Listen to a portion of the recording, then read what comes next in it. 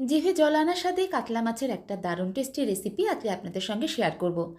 যারা কাতলা মাছ খেতে একদম পছন্দ করেন না তারাও এই রেসিপিটা পেলে চেটেপুটে খাবেন। রেসিপিটা তৈরি করাও খুব সহজ। আমি আজকে রেসিপিটা কাতলা মাছ দিয়ে করছি, আপনারা চাইলে যে কোনো বড় মাছ দিয়ে এই রেসিপিটা করতে পারেন। রোজ একঘেয়েভাবে আলু দিয়ে কাতলা মাছের ঝোল কিংবা ঝাল না খেয়ে এই রেসিপিটা একবার বানিয়ে দেখতে পারেন। আশা করছি আপনাদের খুব ভালো লাগবে। নমস্কার বন্ধুরা, আমি মহুয়া, আমার চ্যানেলে আপনাদের সবাইকে স্বাগত জানাচ্ছি কাতলা মাছের একটা দারুণ ইউনিক আর টেস্টি রেসিপি দেখার জন্য। তাহলে চলুন শুরু করা যাক আজকের রেসিপি। এখানে আমি 5 পিস কাতলা মাছের গাদার পিস নিয়ে নিয়েছি। মাছটা প্রথমে ভালো করে ধুয়ে নিয়েছি। এবার মাছটাকে ম্যারিনেশন করে নেব।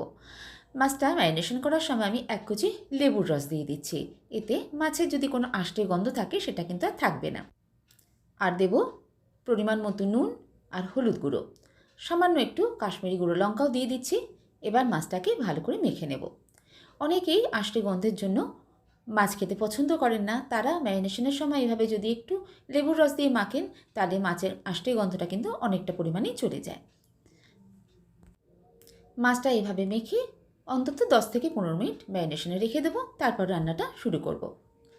রান্নাটা শুরু করার জন্য আমি এখানে প্রথমেই কড়ার মধ্যে দিয়ে দিচ্ছি সর্ষের তেল। চেষ্টা করবেন রান্নাটা সর্ষের তেলেই করতে, এতে টেস্টটা কিন্তু খুবই ভালো আসে। তেলটা ভালো করে গরম করে নেওয়ার পর মাছগুলো এবার ছেড়ে দিচ্ছি। মাছের দু পিঠই এইভাবে উল্টে পাল্টে বেশ ভালো করে ভেজে নেব। আপনারা যেভাবে মাছ ভাজতে পছন্দ করেন ঠিক সেইভাবেই ভেজে নেবেন। অনেকেই মাছ একটু কম ভাজা খেতে পছন্দ করেন, আবার অনেকে একটু বেশি ভাজতে পছন্দ করেন। আমি যেভাবে রান্নাটা করি ঠিক সেইভাবেই আপনাদের করে দেখাচ্ছি। মাছটা ঠিক এইভাবে আমি লালচে করে ভেজে নিয়েছি। এর থেকে বেশি কড়া করে আর ভাজবো না। এবার মাছটাকে উঠিয়ে নিচ্ছি।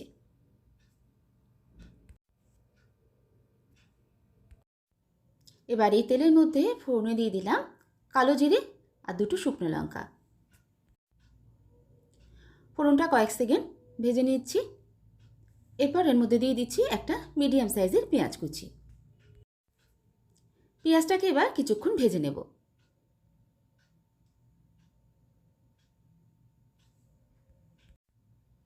পেঁয়াজটা বেশ এরকম একটু লালচে করে ভেজে নিয়েছি। এবার এর মধ্যে দিয়ে দিচ্ছি 1 চামচ আদা রসুন বাটা। আদা রসুন বাটাটা দিয়েও বেশ খানিকক্ষণ ভেজে নেব, যতক্ষণ না এর কাঁচা গন্ধটা চলে যাচ্ছে। এরপর এর মধ্যে দিয়ে দিচ্ছি একটা টমেটো। একটা মিডিয়াম সাইজের টমেটো কুচি আমি এখানে ইউজ করেছি। টমেটোটাও এবার ভেজে নেব। টমেটো ভাজার সময় এবার এর মধ্যে দিয়ে দিচ্ছি একটু নুন। নুনটা দিলে টমেটোটা তাড়াতাড়ি নরম হয়ে যাবে।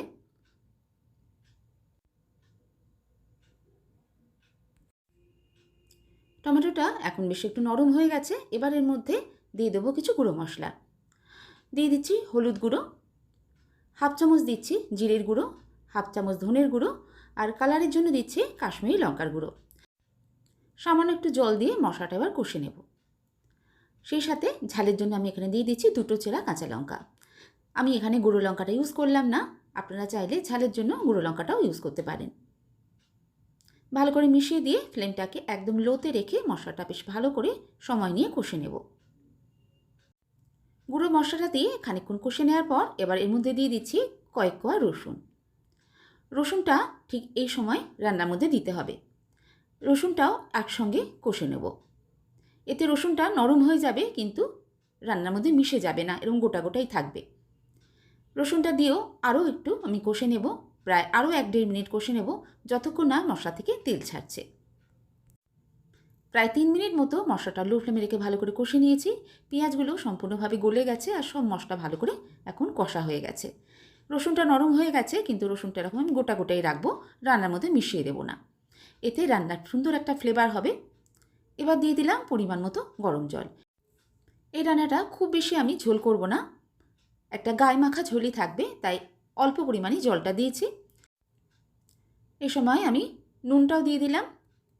নুন দিয়ে ভালো করে একবার ঝোলটাকে ফুটিয়ে নিচ্ছি। এবার এর মধ্যে মাছের পিসগুলো দিয়ে দেব। ঝোলের মধ্যে মাছগুলো দিয়ে এবার রান্না করব, তবে এবার ফ্লেমটা একদম লো করে দিয়ে ঢাকা দিয়ে রান্না করব। প্রায় 5 মিনিট ঢাকা দিয়ে রান্না করে নিয়েছি। আপনাদের এবার খুলে দেখাচ্ছি রান্নাটা কীরকম দেখতে হয়েছে। দেখতেই পাচ্ছেন কত সুন্দর রান্নাটা দেখতে লাগছে, কিন্তু রান্নাটা এখনও কিন্তু ইনকমপ্লিট। এবার আমি এর মধ্যে দেব এমন দুটো জিনিস যেটা এই রান্নার স্বাদটাকে আরও সুন্দর করে তুলবে। এখানে আমি কিছু ক্যাপসিকাম কেটে রেখেছি, আর দিয়েছি অর্ধেকটা টমেটো একদম পাতলা পাতলা করে কেটে, আর দুটো গোটা কাঁচা লঙ্কা দিয়ে দিচ্ছি। ভালো করে একবার এইভাবে মিশিয়ে দেব, আর মাছগুলোও একটু উল্টে পাল্টে দিচ্ছি। টমেটো আর ক্যাপসিকামটা দিয়ে এবার ঢাকা দিয়ে রান্না করে নেব আরও 2 মিনিট। 2 মিনিটের মধ্যেই টমেটোর ক্যাপসিকাম দুটোই নরম হয়ে যাবে। এর থেকে বেশিক্ষণ ধরে কিন্তু আমরা এটাকে রান্না করব না, কারণ টমেটোটা আমরা গলিয়ে ফেলবো না, এরকম গোটা গোটাই রাখবো। রান্নাটা এখন অলমোস্ট কমপ্লিট। গ্যাসের ফ্লেমটা আমি অফ করে দেবো। এরকম হালকা গ্রেভি আমি রান্নার জন্য রাখবো। আপনারা যদি আরও ঝোলটা শুকিয়ে নিতে চান তা আরেকটু শুকিয়েও নিতে পারেন। গ্যাসের ফ্লেমটা অফ করে দেবো। এবার গরম গরম সার্ভ করে দেবো আজকের এই একদম ইউনিক একটা কাতলা মাছের রেসিপি। একদম সিম্পল ঘরোয়াভাবে রান্না করা হলেও এই টেস্টটা কিন্তু একদম অনবদ্য। গরম গরম ভাতের সঙ্গে এরকম একটা মাছের ঝোল হলে আর অন্য কোনো পদের আপনার প্রয়োজনই হবে না। মাছ খেতে আমরা সবাই খুবই ভালোবাসি, কিন্তু একঘেয়ে মাছের ঝোল খেতে কিন্তু একদমই ভালো লাগে না। তাই মুখে স্বাদ বদলাতে নানান রকমভাবে রান্না করতে আমরা চেষ্টা করি। আজকের রেসিপিটাও ঠিক সেরকম। এই নতুন রেসিপিটা আপনাদের কেমন লাগলো অবশ্যই জানাবেন। ভালো লাগলে একটা লাইক দিয়ে দেখতে ভুলে যাবেন না যেন। আর যদি আজকে আমার চ্যানেল নতুন ভিজিট করছেন, রেসিপিটা ভালো লাগলে চ্যানেলটা সাবস্ক্রাইব করে নেওয়ারও অনুরোধ রইল। আজ আসি বন্ধুরা, আবার কোনো নতুন রেসিপি নিয়ে আপনাদের সঙ্গে দেখা হচ্ছে। সবাই ভালো থাকবেন, সুস্থ থাকবেন। সবাইকে অসংখ্য ধন্যবাদ।